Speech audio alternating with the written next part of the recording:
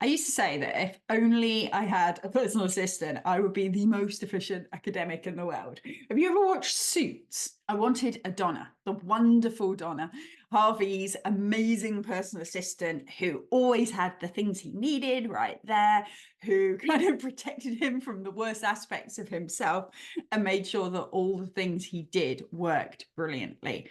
I needed a Donna. Now, I reached professor in the UK, but I never took on any of the roles where you ended up getting a personal assistant. So, like head of department and things like that in the UK, you might get access to a personal assistant. All the leadership roles I didn't reach that level of support.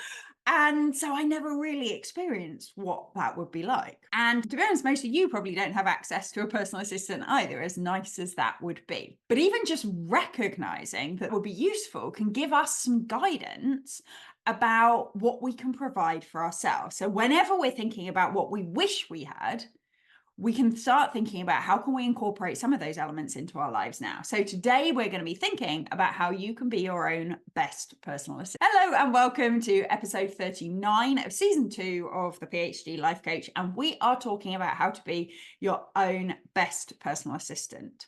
First of all, we should probably define what we mean by this. And for those of you who listened to the podcast before, separate it from this notion of boss mode and implementer mode that we've talked about. So boss mode is where we're making strategic decisions. We're sort of separating ourselves from the minutiae of day to day. We're planning what we're doing, we're prioritizing, we're deciding on what our focus is, we're scheduling important work, we're time blocking, we're reminding ourselves why we're doing what we're doing. And hopefully, if you've been listening to my podcast for a while, we're also setting the intentional thoughts that we want to think, as well as the intentional actions that we want to take. Now, if that sounds like something you don't know about yet, that's fine. No worries. There are several episodes where I talk about this stuff, and I'll link some of them in the show notes for you. It's also something I teach in my How to Be Your Own Best Boss program, which is running at the moment. We're entering into the last month of the 3-month program, which has been amazing. I will be running that again in the autumn. So if it feels like all this stuff is something that you would like more support with, make sure you're on my newsletter so that you're the first to hear when registration for that starts. Anyway, so that's boss mode. Then there's implementer mode. That's the version of us that gets on and does stuff. We're the ones that read the articles. We're the ones that write the papers. We're the ones that design and do the teaching. The implementer is the one that actually gets on and does it. So how is personal assistant different? Well, personal assistant is all about how do we make it easier for the boss and for the implementer to do their jobs. How do we make it tidier, more organized, more pleasant, more efficient? Okay, the personal assistant does the kind of operation stuff that makes things run more smoothly. So I mentioned Donna from Suits at the beginning. If you don't know that show, not a problem. I'm sure there are other versions of a kind of supportive assistant that you can think of.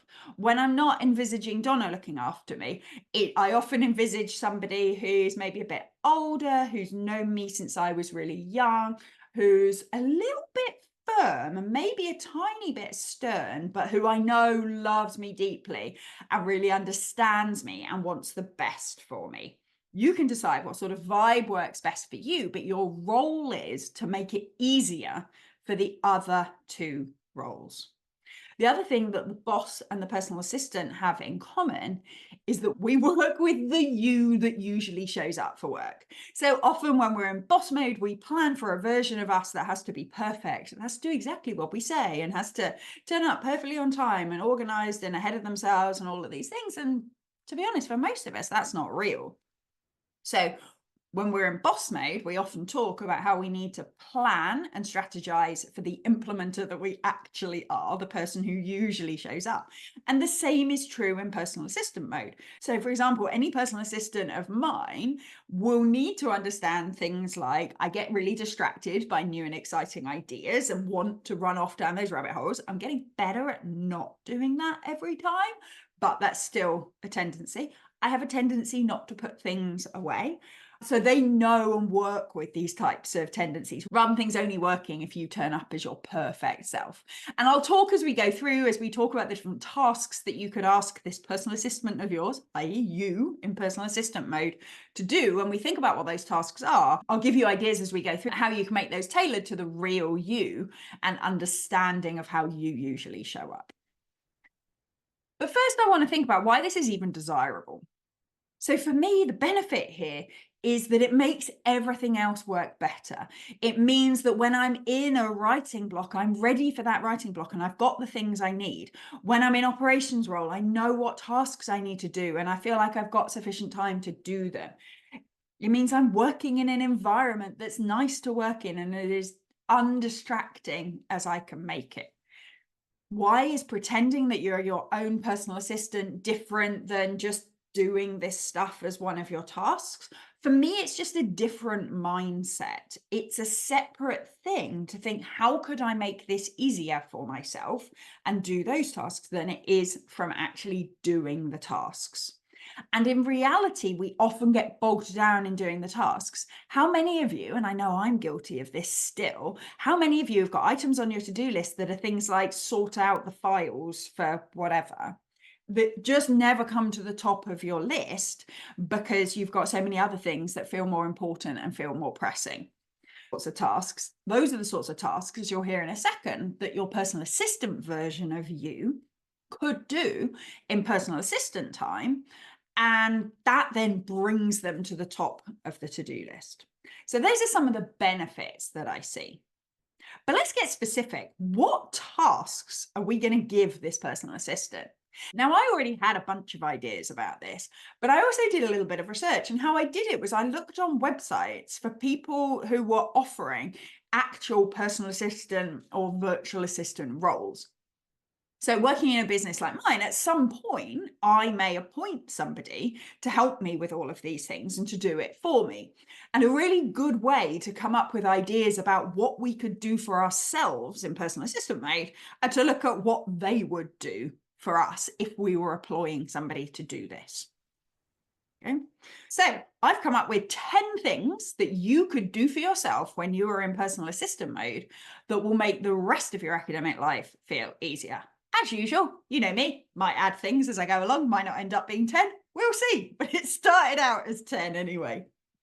So the first one is, if we spend time at the beginning of the week planning our time in boss mode, which I would really recommend that you do. If you haven't already listened to my How to Plan Your Week session, where I talk to an ex-client, Marie, about how she plans her weeks, do go back and check that one out. It will really explain to you how that boss mode start of the week happens. But for now, just imagine you're starting the week in boss mode, making strategic decisions about what things you need to do this week and when you're going to do those major roles. Your personal assistant time might come just after that, where you actually go in and you really specifically check, have we actually left gaps between things? Have we actually left time to eat? Are we finishing at times when we want to, that are kind of in line with the skeleton calendar that we've come up with, i.e. our kind of rough approximation of what we want a week to look like? Now, if in boss mode, you can be compassionate and think about all these things too, brilliant. But often we still find that we don't. And so I find it quite useful to switch myself into personal assistant mode and just double check that those things have been done. Where I've got friends who have become heads of department, heads of college, pro-vice chancellors, those sorts of people who do have personal assistants, one of the things that they have found most useful is how much their personal assistant defends their diary. All of us have had these situations, and this is maybe more relevant for the academic listeners rather than for the PhD students, but all of us have had those situations where we'd blocked in time for writing or reading or something like that. And then somebody's asked for an appointment and you've kind of gone, oh, I don't have any other slots, but yes, okay, I can meet at this time. And you just kind of wipe out your block. Or you wipe out your lunch or the break you were going to have or the walk that you'd scheduled, just because somebody else was having an emergency. And one of the things that I've heard people reflect a lot of times is that personal assistants are really good at saying, no, you need that block. If there's no time, they'll have to wait till next week, or they'll have to wait. I'll schedule in slot in future, which is for emergency conversations. I'll put that in your diary, but this week it's going to have to wait till next week. We can do that for ourselves, just double checking that when we're in boss mode, we didn't get overexcited and plan too much. The second thing a personal assistant can do is notice when you've got a writing block coming up. So say you've planned, this comes out on a Monday, maybe you've planned that on a Tuesday morning, you're going to do 2 hours of writing. You can look ahead as personal assistant and say, how can I make this easier for implementer me to do? Examples are things like, can I make sure that there are some really clear instructions as to exactly which bit you're writing? Can I make sure, maybe put a folder on the desktop that's got the 3 articles that might be useful during this? Now, do go back to my episode from a couple of weeks ago about why you shouldn't read during a writing session, but you might decide that there's 1 or 2 bits of notes or one particular article that you want to have just to check quick things. Okay, how can you make sure that those things are there? How can you make sure that you're going to avoid distractions? Do you want to think about changing location, working somewhere away from where you usually work? Is there anybody you need to tell and put on do not disturb so that you don't get interrupted during this time? Could you even go as far as like filling up a water jug? That's something my husband does for me sometimes, and I love it. He fills up a water jug so that I've got water on my desk when I'm going to work. Can you think about things like that? Can you book in a walk in the diary immediately after the block so that once they've got their writing done, they can go and have a little walk and decompress? And I'm still talking about they as though it's somebody else, but I'm talking about us. I'm talking about the personal assistant, us, thinking about the future us that's going to be doing that writing block and thinking about how can I make it easier. As you do it, you'll get better at this as well. Just as if I was going to appoint a personal assistant or a virtual assistant, they would slowly get to know me and what's helpful and what things would really speed me up. As you start doing this, you'll start to notice better. Oh, it would have been really useful if I'd done this before this session started. And so you will get better. And so when you mindfully practice this, you will get better at being your own personal assistant. The third thing is personal assistant might look at what meetings you've got coming up, and they might just double check, have you actually got the Zoom link for them? Is it in the appointment on your Outlook? If you use a system like that, is the Zoom link right there where you can find it? Are there materials? Are there other Word files or whatever that should be attached to that document? Are you physically going somewhere? Do you know where that is, how you get there, where you can park, or what public transport to get, or what the walking route would be? Do you know what you need to wear if there's any restrictions around that sort of stuff? What can you do to make it so that when you come to that moment, you don't just go, oh my God, I don't even know where the Zoom link is, which is something that has definitely happened to me in the past, and I'm sure the same is true for you. How can you make it really easy for them to show up to that meeting prepared with the things that we need? The fourth thing is about reading sessions. So if you've blocked in some time to read some literature, what could your personal assistant do that would be useful? Things like, could they file away your notes so they're actually properly labeled and somewhere that you can find them next time? Have you found more PDFs and downloaded them and they've all got those stupid names that when you download them just make no sense at all? Could your personal assistant rename them for you in something that actually makes sense and put them somewhere you can find them next time? By the way, this is where I'm going to ask you guys' knowledge, see whether you guys have got more insight than me. If somebody could invent an AI assistant that goes into a folder of PDFs, opens one of them, gets the name of the author, the date and the title, and then saves the PDF as author, date, title, I would literally give them all my money. I mean, I wouldn't, but somebody, does that exist? If you already know that exists, if there's a way I can dump a load of files into an AI thing, tell it what format I want the file names to be, and it does it for me, that would be amazing. If not, computer scientists, get onto it. That would be amazing. I hate the stupid titles you get when you download PDFs. But anyway, I digress. At the moment, That's just a job that as personal assistant, we can do for ourselves. For example, last night I have a big CPD file on various topics because I love to stay up to date on the research side of being an effective researcher, whether that's being an effective supervisor for my supervisor training course that I offer, whether it's the literature behind self-regulation, procrastination. I try and stay on top of those sorts of things. I find it fascinating. And I think it's really important that I practice evidence-based support as well as you guys. Anyway, so I have these big files. They're all things that I've downloaded loads of. Some of you kindly download them for me, because the downside of being an independent business is that I don't have access to the libraries that you guys do. So my various listeners and clients and things often download things for me. Thank you, my lovelies.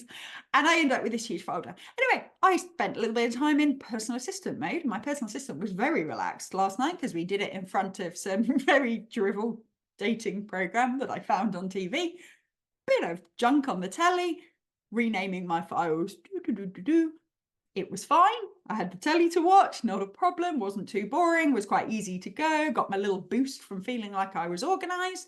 And today I feel very looked after because my personal assistant worked hard last night, and I now have a beautiful folder of labelled articles where I can actually find the things I want when I'm designing new workshops, which I am. So that's another sort of thing you can do. The fifth thing that I think personal assistants can do is think proactively about what meetings might be useful. So we've already discussed how if there's a meeting already in your diary, they can help you be ready for it and organised for it. But what about meetings that you haven't yet decided that you need? Taking a moment to actually stop and go, who would it be useful to catch up with right now? Who haven't I spoken to for a while? Who could I pick their brain? Who could I inform or keep interested in what I'm doing? And how can I get those scheduled in? Spending just a little bit of time sending out some messages, trying to get those things booked in, can be a really helpful way of organising things.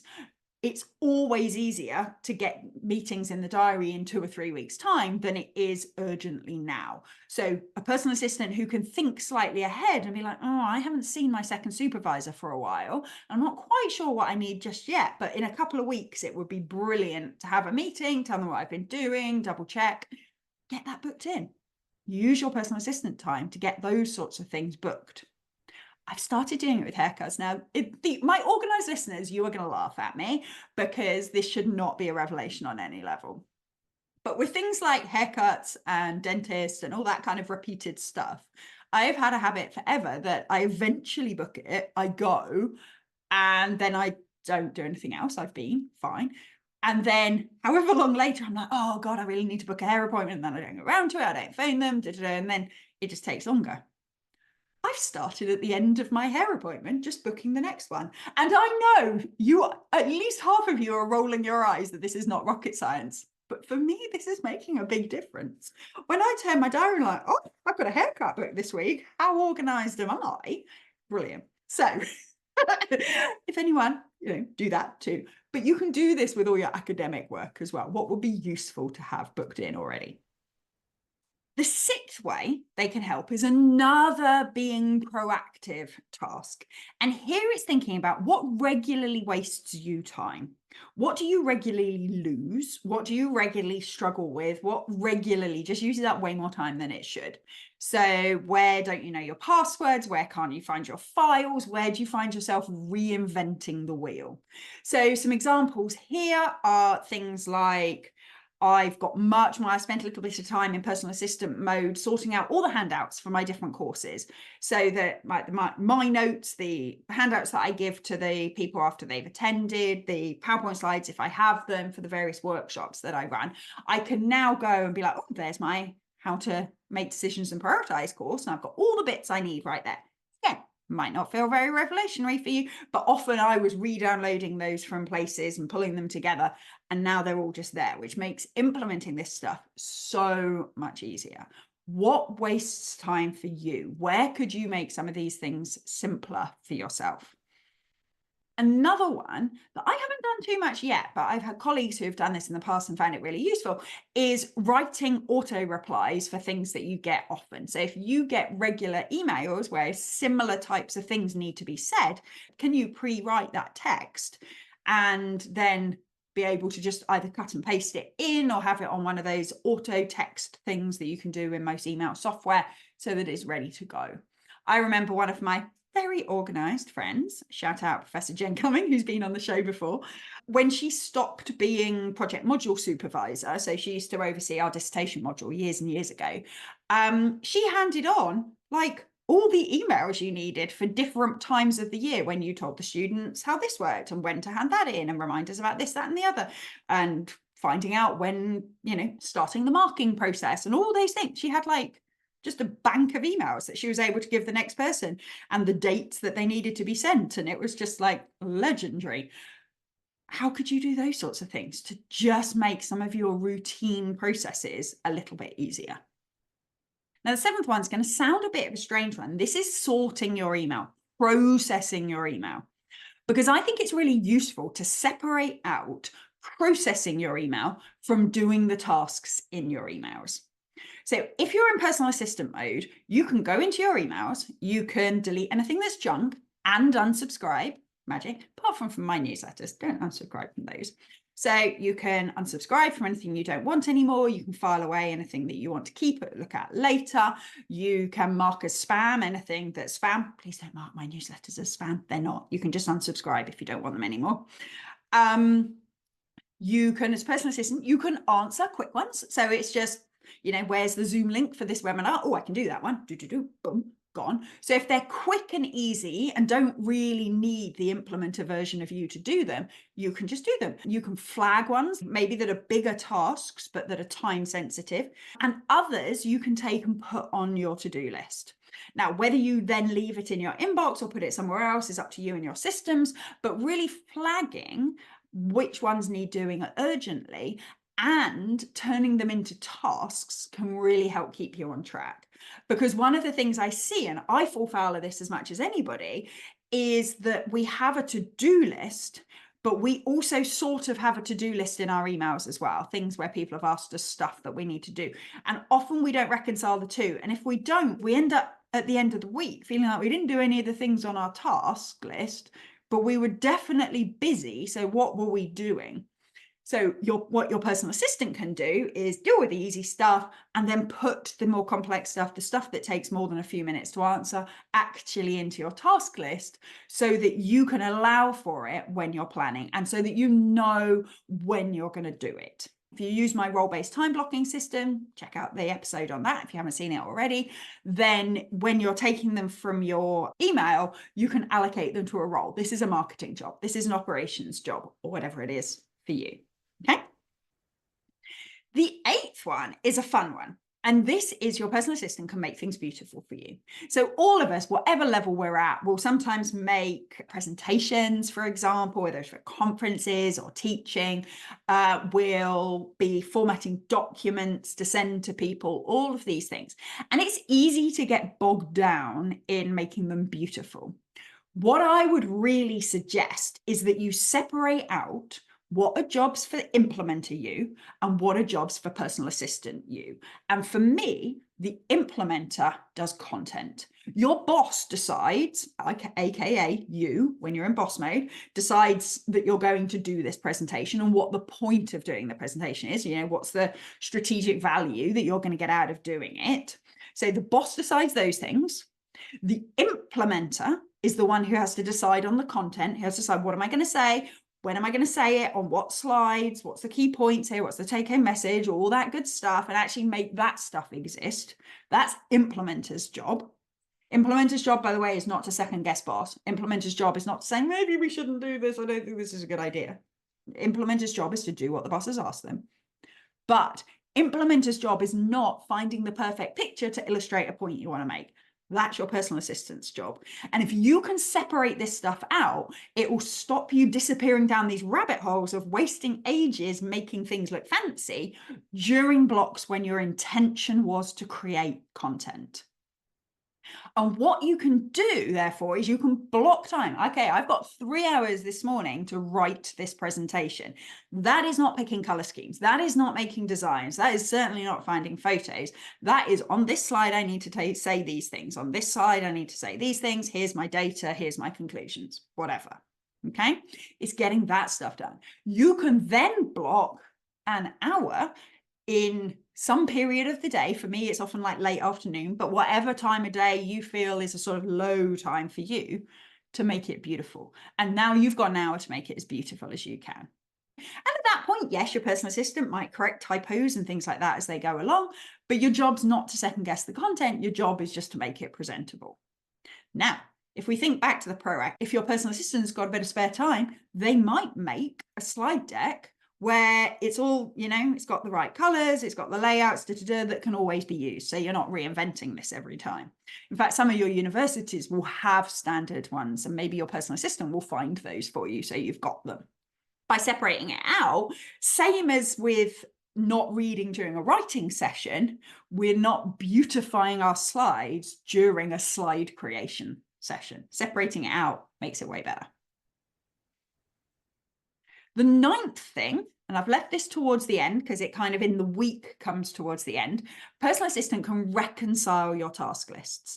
And what I mean by reconcile your task list is actually go through your tasks, tick off the things that you have done, add anything that's come up since you last looked at your task list, and just make sure that you know what's going on. I used to get myself really stressed. I'd be like, oh my God, I need to do this. I've got so many things on my list. Look at all of these. And then I go through it, but like, hang on, I've done that one. I've done that one. I've done that one. And it'd be like, once I actually crossed off the things that I had done, or even found that I had the same task on my list 4 times because my brain kept reminding me I needed to do it. So I'd add it to my list. And then like, hang on, your list is artificially inflated with repeated tasks here. Maybe that's just me. But spending time actually reconciling, moving things you've done onto your done list. And if you don't remember about the done list, there's an episode on that too. Moving that onto your done list and then knowing exactly where you're at. Okay. During that time, you can also check any statistics you want to keep track of. So I keep track of things like how many people I have on my newsletter, income, that's always a nice one, things like that. You might keep track of how many words you write a week, for example. In that end of week, when you're reconciling the task list, your personal assistant can also look ahead and go, what have we got coming up next week? Just checking. Now, it's not for you to make decisions. That goes into kind of boss mode, but you then make it easy for you to have some boss mode time. So when you start on a Monday morning, you're like, right, I've got a reconciled task list. I've got a tidy desk. I know what's coming up in my diary. I can make some decisions about what I'm doing when, what I'm going to prioritize, what's going to get delayed. You make it easy. When I was first started doing these sort of Monday morning meetings where I was checking in with myself, I was doing this all at once. And I was finding that I was using some of my best time on a Monday morning on really mundane, oh, how many Instagram followers have I got or whatever, all that stuff. And so what I'm really trying to do now is separate that out, have my personal assistant, me, on a Friday afternoon, do as much of the kind of mundane checking out of things, so that on a Monday morning, I can be in strategic mode and actually get straight to making decisions. The other thing Friday me is trying to do is just tidy up my desk, get rid of my Diet Coke cans, empty the bin, all of those things. If you ever get a real PA, probably don't expect them to clear up your junk. But when we're our own PA, we can ask them to do those things. Finally, you can also make a decision about whether this PA that you're being to yourself only exists in your work life and only does work things, or whether they also are part of your personal life as well. I like to think of them as part of my whole life because I think it's the easiest way to kind of keep on top of things. And so if you're having a sort of a personal assistant who is also a domestic personal assistant, you can think about things like, okay, I've noticed that I've got a really busy week next week where I've got lots of coaching, I've got lots of sessions, whatever. I'm going to make sure there's some food in the fridge that's really easy to cook. This is not, by the way, the time to get super over ambitious and decide that you're going to do food prep a la Instagram gurus and whatnot. Just have stuff that's easy, that's roughly in line with what you want to be eating, so that when you are trying to grab something in between sessions, it's vaguely nutritious, vaguely in line with the sorts of things you intend to eat, and doesn't take too long. You can also think about things like other clothes I need for next week. Clean. Do I need to book any train tickets? Do I need to fill the car up? Are there any personal appointments, haircuts, dentists, things like that I need to book? They can do those things too. So you could even schedule some time on a weekend that you spend in personal assistant mode.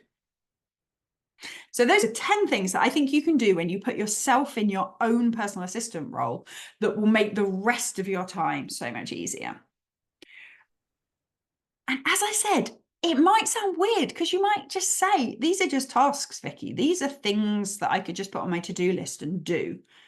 But I would encourage you to block time as personal assistant, create a role, personal assistant, where your priority is doing these things so they don't get pushed down. I also find that by characterizing it as a role, it makes it easier to get on and do. Now, as you all know, I may or may not have ADHD. Who knows? Maybe this is a neurodiverse thing. Maybe my neurotypical audience will think this is strange. Often I find things that work for people who are neurodiverse actually often work for people who are neurotypical too. You just may be less dependent on them. But one of the things I find is when I put myself in personal assistant mode and I think about it like that, I find the tasks easier to do. Those of you who follow me on Twitter, I'm at Dr. Vicky Burns, might have seen me post this week that I was looking after my twin nieces this week. I go and see them before school because their mum works early one day. And they had been told that they weren't allowed any device time until they'd tidied their bedrooms. And so my job was to help them finish tidying their bedroom before they got ready for school and everything. And I'm not the world's most tidy person. Anyone who's met me, you probably know this. And often I get overwhelmed when I'm tidying up my own thing, unless I really use my own coping strategies. And I found I'm in a bedroom. It was a lot better, to be fair, but still slightly chaotic twin 7-year-old's bedroom. And I was going, right, let's just find all the hair things, hairbands, hair clips, all that stuff. Let's find all of those and we'll put it in this box. Brilliant. Now let's find all the cuddly toys and we can put them on your beds. Okay, go. And I found it so easy to break it down into specific, let's just do this one thing. Okay, we're done. And there was something about the fact that I was doing it for and with them that made it enormously easier than when I do these things for myself. Like I say, might be a neurodiverse thing.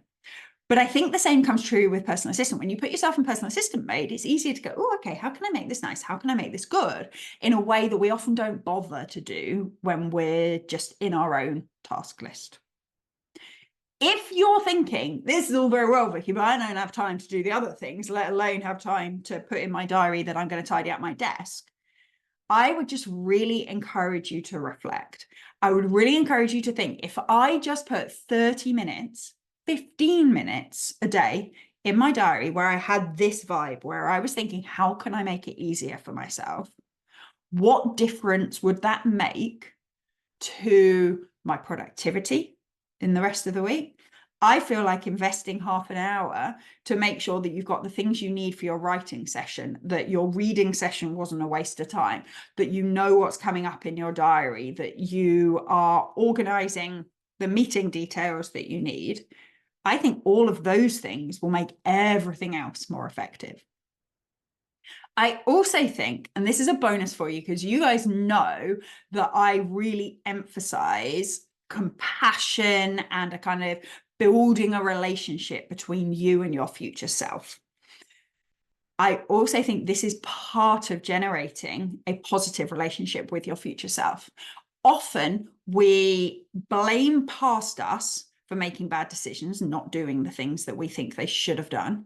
And we almost believe that future us is like perfect and amazing and we'll get everything done, which kind of lets present us off the hook. It's like, oh, just do it tomorrow. I'll be able to do it tomorrow, no problems.